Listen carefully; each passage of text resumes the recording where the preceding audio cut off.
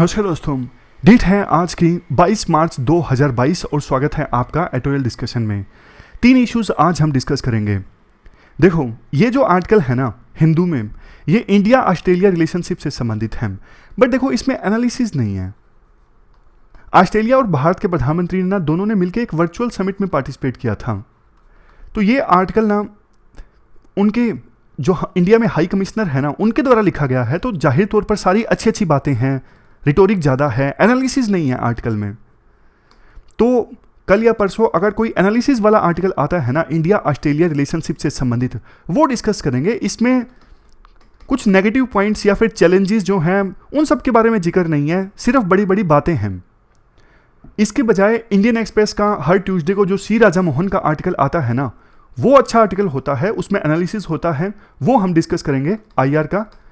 और एक business line का आर्टिकल हम डिस्कस करेंगे। आज 22 मार्च है, वर्ल्ड वाटर डे है, तो वाटर कंजर्वेशन से संबंधित इशू को डिस्कस करेंगे। और ये हिंदू का है मेडिकल सीट्स की कमी से संबंधित आर्टिकल। इसमें ना थोड़ा अलग तरह का पर्सपेक्टिव है।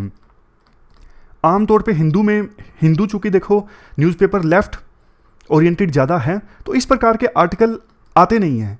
तो आज का जो आर्टिकल है ना थोड़ा अलग किस्म का है, आपको भी महसूस होगा।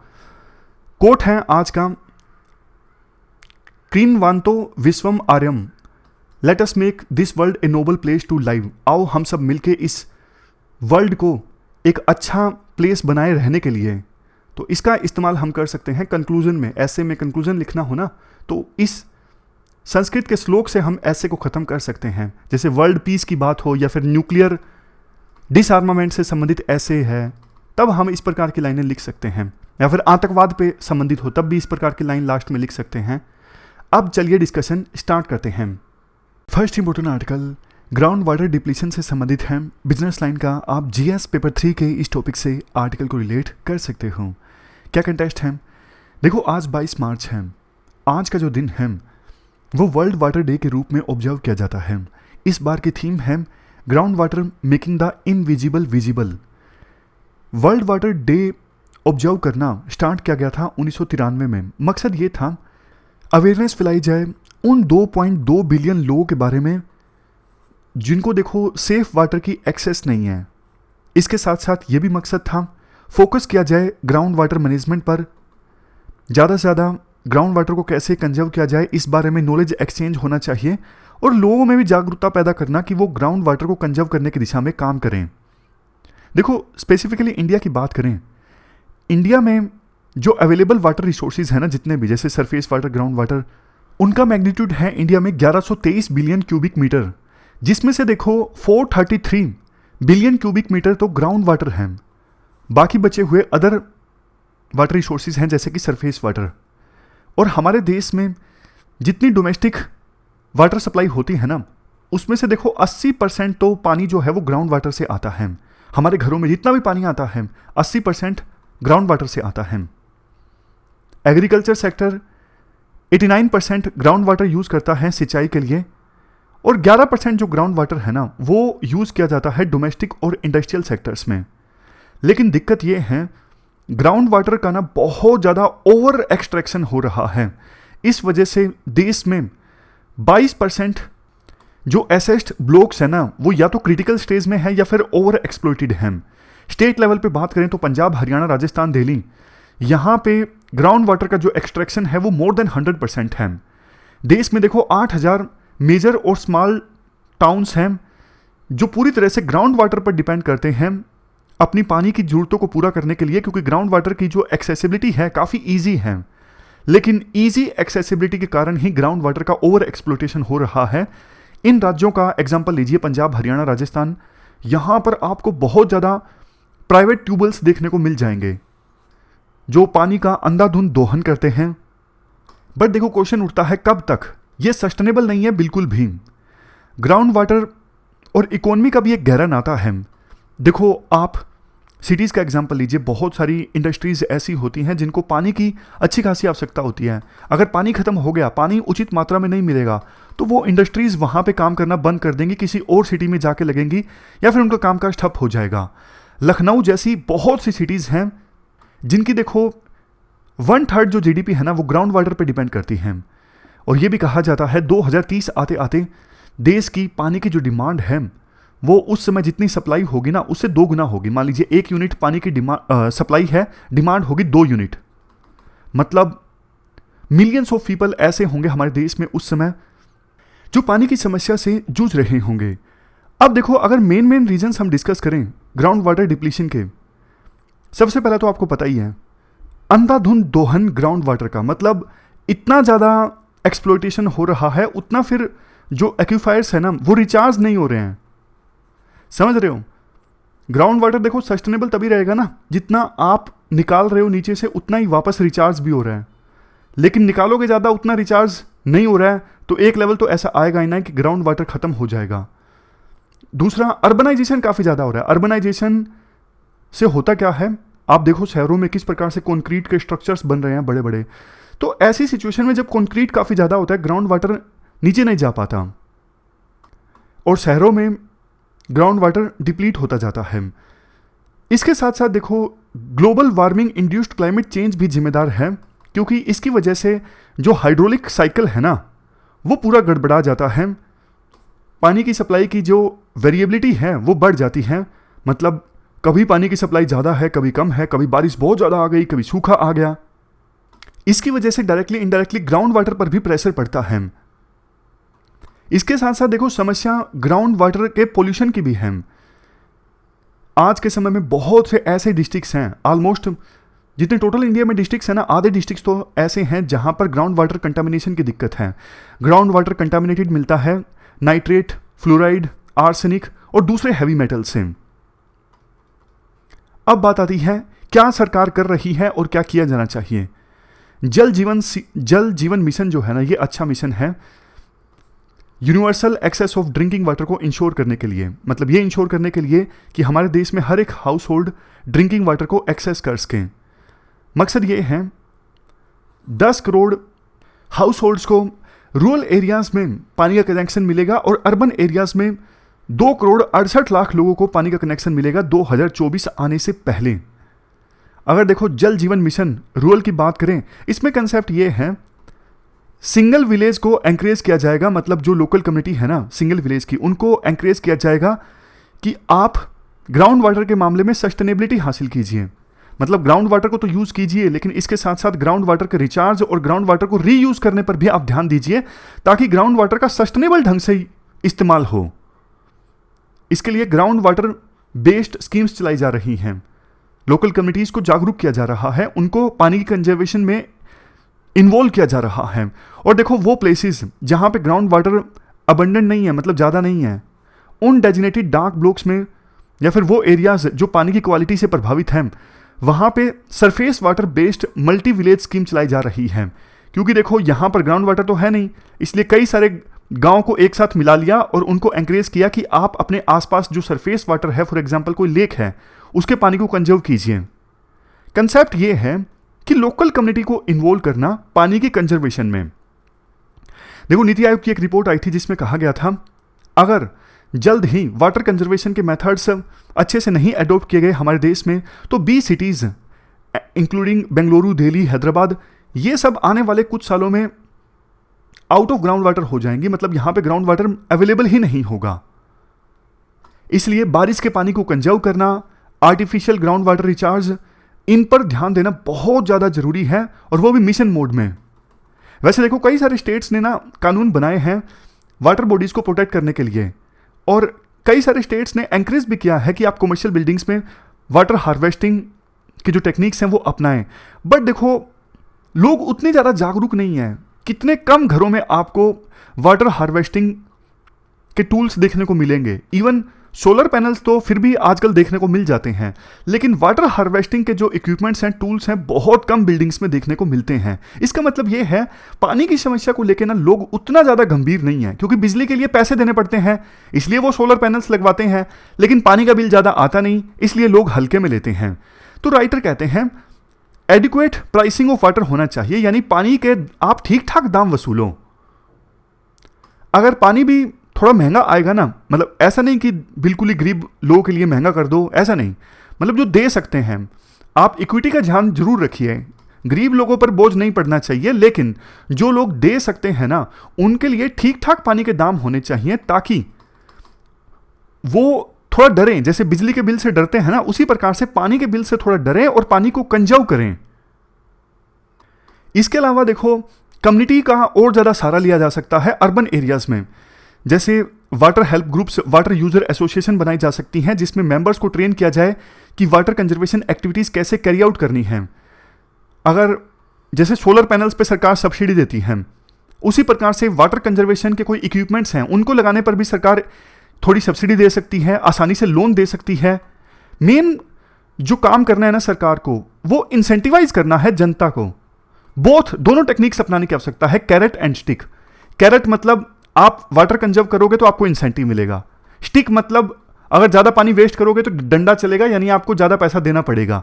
दोनों टेक्निक्स सरकार को अपनाने की आवश्यकता है। और देखो, एक चीज़ सरकार ये कर सकती है, जैसे ना कॉमर्शियल बिल्डिंग्स में फायर सेफ्टी कंट्रोल जरूरी होता है, आग बुझाने का यंत्र, उसी प्रकार से वाटर कंजर्वेशन के लिए जो आवश्यक इक्विपमेंट्स है ना, उनको सरकार मैंडेटरी कर सकती है कि तभी आपकी बिल्डिंग को अप्रूवल मिलेगा, जब आप वाटर कंजर्व करने के लिए ये टूल्स अपनी बिल्डिंग में इंस्टॉल करवाओगे।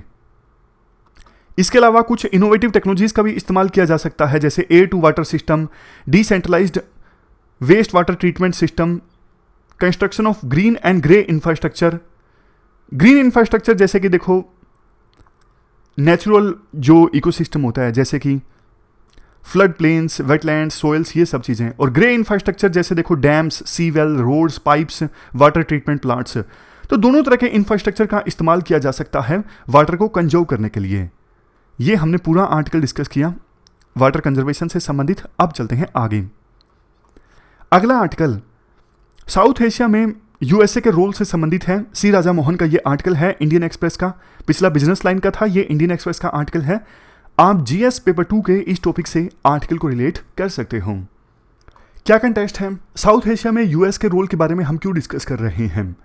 देखो, दो चीज़ें हैं। एक तो आपको पता है, इंडिया से मिसाइल मिस फायरिंग का इंसिडेंट घटित हुआ। उसके बाद यूएस के ना डिप्लोमेट से क्वेश्चन पूछा गया कि आपका इस इंसिडेंट के बारे में क्या कहना है। तो यूएस ने सीधा सीधा जवाब दिया कि इंडिया का जो वर्जन है हम उस पर विश्वास करते हैं और आपको इंडिया के मिनिस्ट्री ऑफ डिफेंस से पूछना चाहिए। पाकिस्तान ने देखो इस इशू को ना हाईलाइट करने की बहुत कोशिश की, इंटरनेशनल इंटरवेंशन की मांग की, ऐसी ऐसी बातें बोली कि इंडिया के पास जो वेपन्स हैं सेफ नहीं है, इंडिया ठीक से वेपन्स को संभाल नहीं पा रहा है। बट देखो, विभिन्न देशों ने ना, खास करके यूरोपियन कंट्रीज ने पाकिस्तान की ना इन बातों पर ज़्यादा ध्यान नहीं दिया। राइटर कहते हैं पाकिस्तान पर ध्यान देना इंटरनेशनल सोसाइटी ने ना काफ़ी पहले छोड़ दिया, क्योंकि आज के समय में पाकिस्तान की जो इंटरनेशनल स्टैंडिंग है ना, वो काफ़ी कम हो चुकी है। बेशक देखो, पाकिस्तान के पास न्यूक्लियर वेपन्स हैं और कल को पाकिस्तान भी व्लादिमीर पुतिन की तरह बिहेव कर सकता है, जैसे पुतिन अभी बिहेव कर रहे हैं ना, तो पाकिस्तान भी ऐसे ही बिहेव कर सकता है। तो बाद में फिर पूरे वर्ल्ड को एक प्रकार से खतरा पैदा हो जाएगा अगर पाकिस्तान में जो भी शासक आएगा वो न्यूक्लियर वेपन्स का इस्तेमाल करने की धमकी देता है। लेकिन देखो, पुतिन और पाकिस्तान में ना, मतलब रशिया और पाकिस्तान में बहुत डिफरेंस है। हुआ क्या है, पुतिन आज अटैक तो कर रहे हैं यूक्रेन के ऊपर, लेकिन आज अटैक करने का एक आधार तो है ना रशिया के पास में। उनका जो देश है वो एकजुट है, वहाँ पे रेडिकलिज्म की समस्या नहीं है। रशिया की इकोनॉमी इतनी भी बड़ी नहीं है, लेकिन रशिया के पास रिसोर्सेज हैं, तेल वगैरह काफ़ी है, एनर्जी के रिसोर्सेज अच्छे खासे हैं रशिया के पास। लेकिन पाकिस्तान के पास तो कुछ भी नहीं है। पाकिस्तान ने ना पिछले 2-3 दशकों में ना अपनी एनर्जी बहुत ज़्यादा इन्वेस्ट की है कश्मीर के ऊपर। कश्मीर के इशू पर ना पाकिस्तान को कुछ हासिल होने वाला है नहीं, लेकिन वो अपनी ज़्यादा एनर्जी इसी पर इन्वेस्ट कर देते हैं। और आज पाकिस्तान के हालात देखिए आप, सोसाइटी उनकी काफ़ी ज़्यादा रेडिकलाइज हो चुकी है, देश उनका एकजुट नहीं है विभिन्न इश्यूज़ को लेके।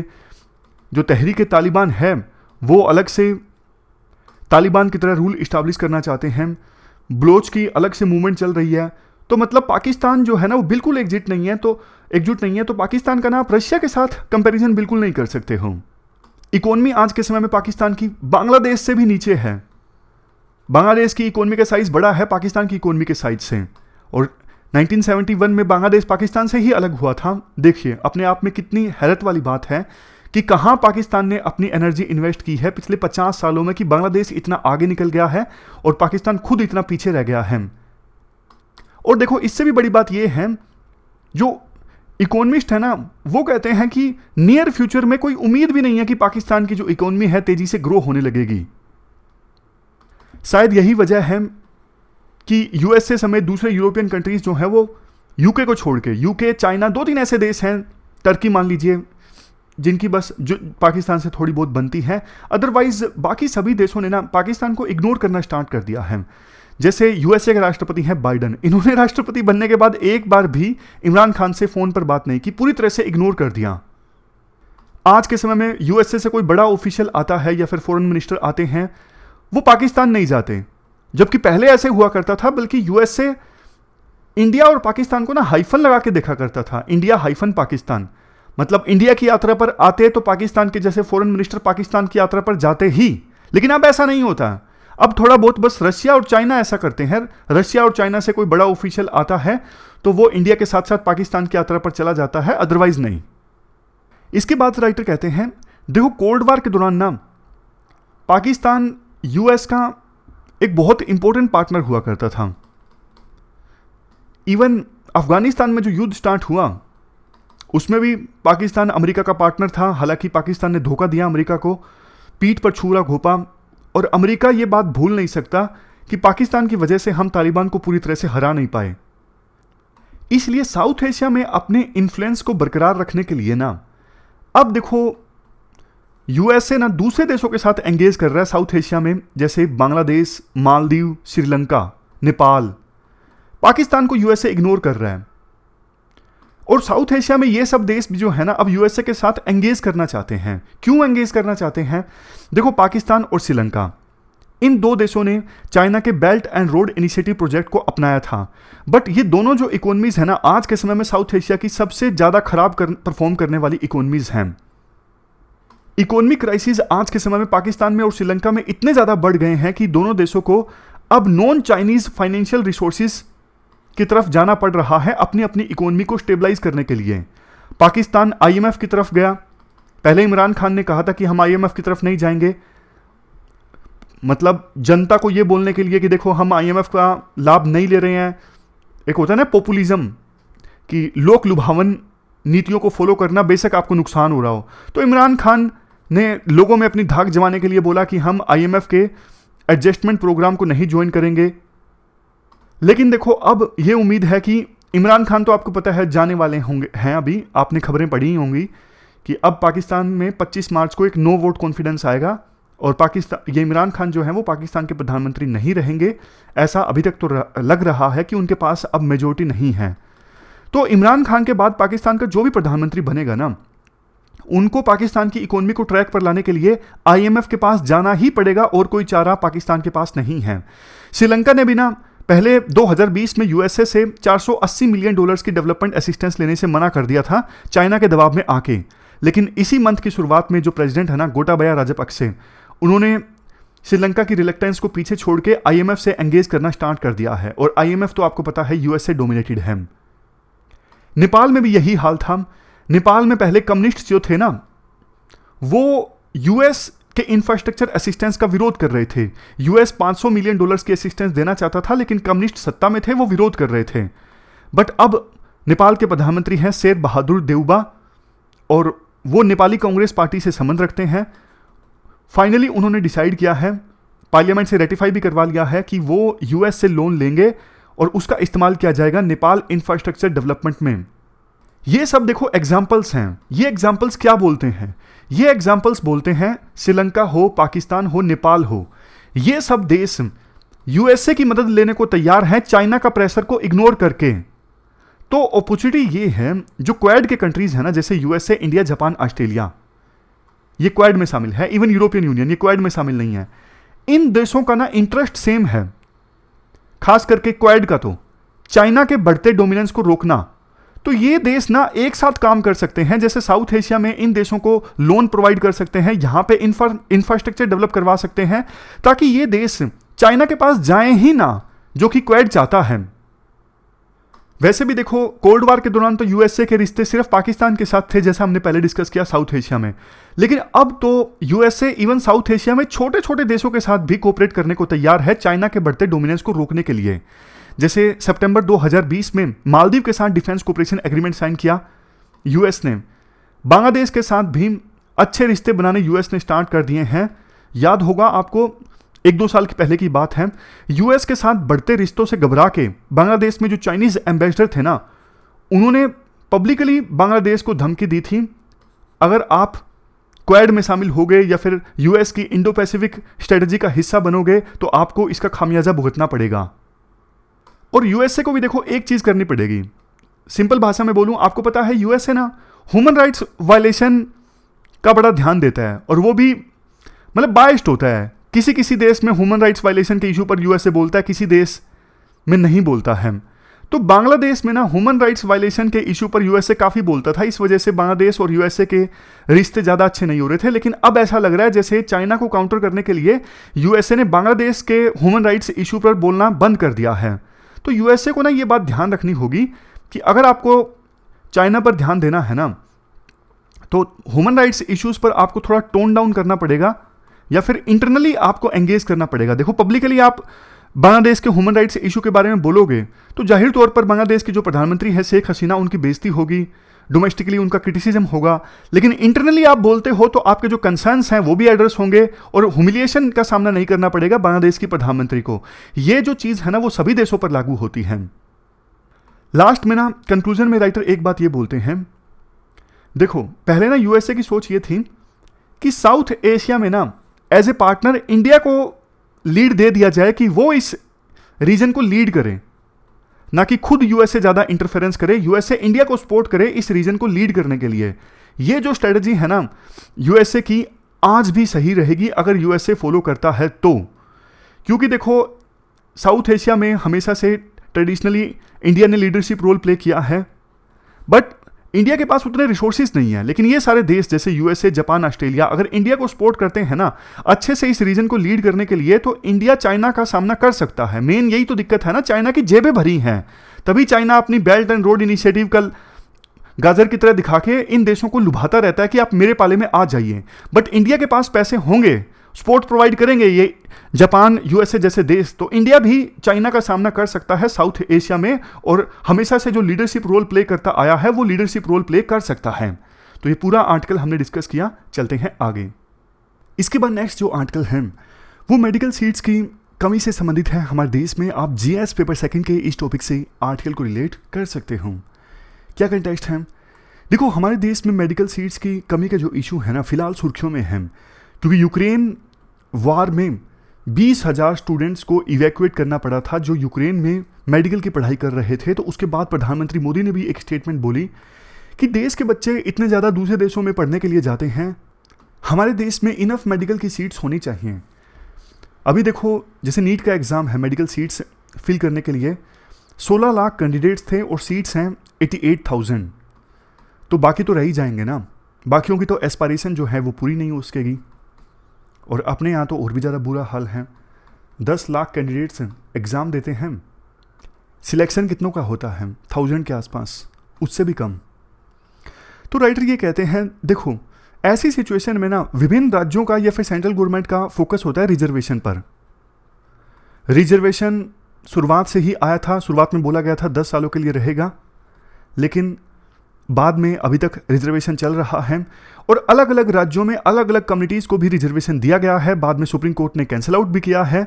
बहुत सारे इश्यूज जो आपको पता है रिजर्वेशन से संबंधित, लेकिन अभी ईडब्ल्यूएस को भी रिजर्वेशन दिया गया 10%।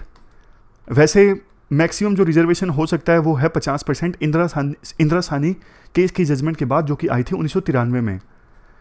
लेकिन देखो राइटर कहते हैं कमी है मेडिकल सीट्स की, जॉब्स की, तो इसलिए रिजर्वेशन के लिए लड़ाई लड़ी जाती है विभिन्न कम्युनिटीज़ के द्वारा।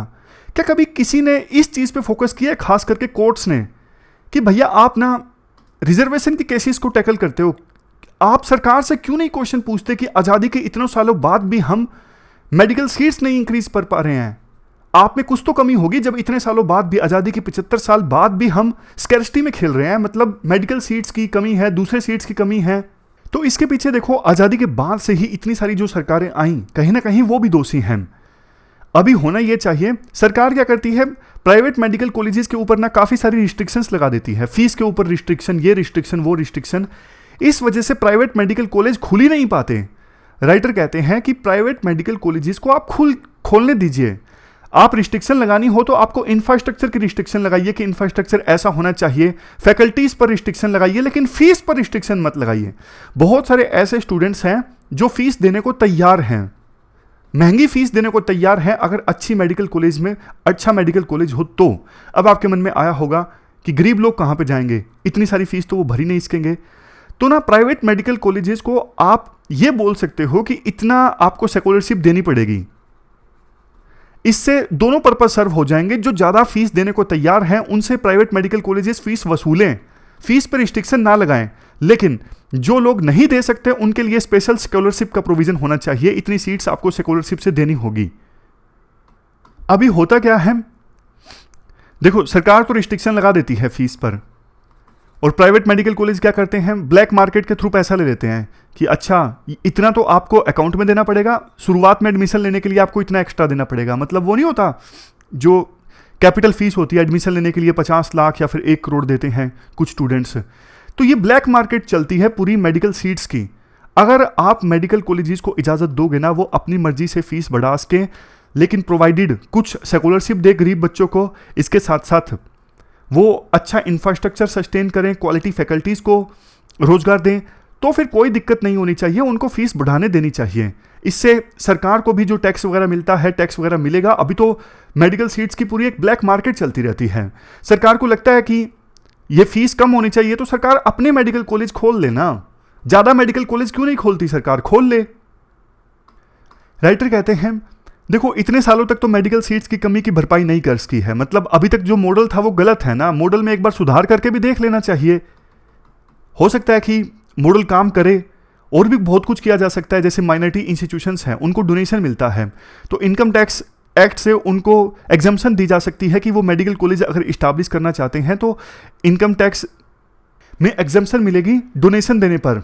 तो लास्ट में राइटर यही बोलते हैं कि आप देखो कैपेसिटी बिल्डिंग पर फोकस करो इंस्टीट्यूशंस की, रेगुलेशन उतना रखो जितना आवश्यक है। ये बात सच है कि अगर सरकार ढंग से रेगुलेट नहीं करेगी तो बीटेक कॉलेजेस जैसा हाल हो जाएगा, मेडिकल कॉलेजेस वाला भी। लेकिन ओवर रेगुलेशन भी नहीं होना चाहिए कि मेडिकल कॉलेज ओपन करना ही मतलब मुश्किल हो जाए इतना। देखो मेडिकल कॉलेज खोलने के लिए ना बहुत इन्वेस्टमेंट चाहिए, और इन्वेस्टमेंट वहीं आती है जहां पे रिटर्न्स हों। मतलब वही तो इन्वेस्ट करेगा ना, देखो जिसको लगता है कि हाँ मैं इन्वेस्ट करूंगा तो मुझे थोड़े रिटर्न्स मिलेंगे। अगर ऐसी प्रवृत्ति ना हो तो वो देखो सिर्फ सरकार हो सकती है, सरकार इन्वेस्ट करती है बिना रिटर्न्स के तो। लेकिन प्राइवेट मेडिकल कॉलेजेस तभी खुलेंगे जब लोगों को लगेगा, जिनके पास पैसा है, कि मेडिकल कॉलेज खोलने में कमाई है, तो उनको ओपन करने दिया जाए बाकायदा। वही बात फिर से बोलता हूँ, कुछ वो सीट्स जो हैं वो स्कॉलरशिप के माध्यम से दें और इंफ्रास्ट्रक्चर सही रखें, क्वालिटी मेंटेन करें। तो फिर उसके बाद जो लोग पैसा दे सकते हैं, जिनकी कैपेबिलिटी है, उनको तो कम से कम एडमिशन मिल जाए ना, वो तो दूसरे देशों में ना जाएं। तो ये सारे व्यूज़ हैं राइटर के। थोड़ा अलग किस्म का ये आर्टिकल था, मतलब आमतौर पे ऐसे व्यूज़ कम से कम हिंदू में तो नहीं आते हैं। खैर मतलब डाइवर्सिटी ऑफ व्यूज़ हैं, हमको तो हर तरह के व्यूज़ पता होने चाहिए ताकि आंसर्स में दोनों तरह के आर्ग्यूमेंट्स हम प्रेजेंट कर सकें और एक बैलेंस्ड कंक्लूजन दे सकें। तो ये थी हमारी आज की डिस्कशन। फिलहाल इस डिस्कशन में इतना ही है। Thank you very much for discussion.